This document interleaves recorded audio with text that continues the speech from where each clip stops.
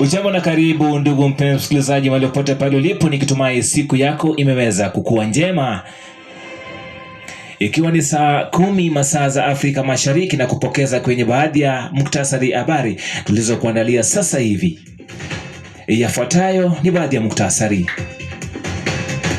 Mwanamuziki na kiongozi mwenye mamlaka makubwa yote anayostahili kujua kuhusu uchaguzi wa Uganda wa mwaka 2026.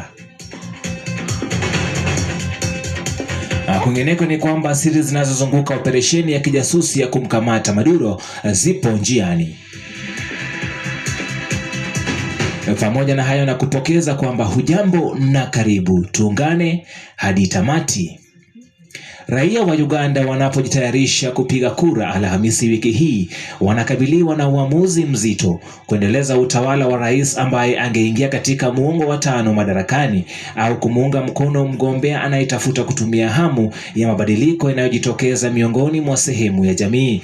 Rais Yoweri Museveni mwenye umri wa miaka 81 na aliyeingia madarakani mwaka wa 1986 anawania muhula wake wa 7 mfululizo. Mpinzani wake mkuu ni Bobi Wine mwenye umri wa miaka 43, mwanamuziki wa pop aliyegeuka mwanasiasa ambaye ameahidi mageuzi makubwa ya kiutawala na mabadiliko ya msingi katika uongozi wa nchi. Hata hivyo, kampeni za uchaguzi zimekumbwa na changamoto kubwa, ikiwemo kuvurugwa kwa shughuli za upinzani, kukamatwa kwa wanaharakati na kusambaratishwa kwa mikutano ya kampeni na vyombo vya dola.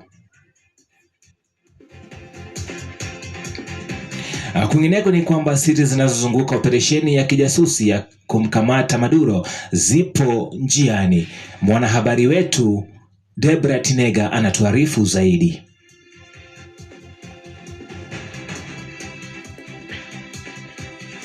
Wiki moja baada ya operesheni ya Marekani nchini Venezuela ambayo ilifika kilele cha kukamatwa kwa Nicolas Maduro, maelezo ya kijasusi yanazunguka misheni hiyo yanaanza kuwa wazi, ingawa bado kuna baadhi ya mafumbo.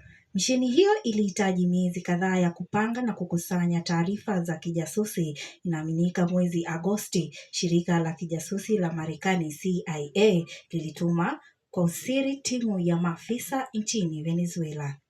Marekani haina ubalozi nchini humo, kwa hivyo timu hiyo haikuweza kutumia ulinzi wa kidiplomasia na ilifanya kazi katika kile kinachojulikana katika ulimwengu wa ujasusi kama eneo lililofungwa. Lengo lao lilikuwa kutambua maeneo na kuajiri watu ambao wangeweza kutoa msaada. Nikiripotea Nibs Radio, jina langu ni Debra Tinega.